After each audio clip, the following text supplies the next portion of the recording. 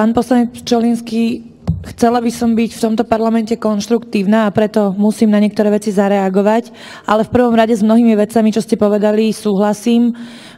Takisto súhlasím, že je potrebné podporiť rodiny, najmä rodiny s chorými deťmi, chudobnejšie regióny, mladých ľudí, ktorí vycestovali von. Sporila by som sa napríklad už v potravinovej sebestatočnosti, ale OK. Súhlasím tiež úplne s úpravou dotácií pre poľnohospodárstvo. Je pravda, že najmä nespravodlivá dotačná politika Európskej únie ničí poľnohospodárstvo. Dotácie ale netreba zmeniť, treba ich úplne zrušiť. A potom sa uvidí, aké je pre nás teda poľnohospodárstvo zaujímavé.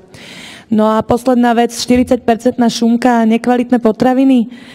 Viete, to je tak, že no tak si ich nekupujte. Info tam máte, alebo mohli by sme navrhnúť zákon, ktorým zakážeme ľuďom kupovať nezdravé potraviny. Aj fajčím zakážeme, aj piť im zakážeme, aj tých sexuálnych partnerov by bolo potrebné obmedziť zákonom, lebo veď ľudia sú nesvojprávni a nevedia, čo je a čo nie je zdravé, že?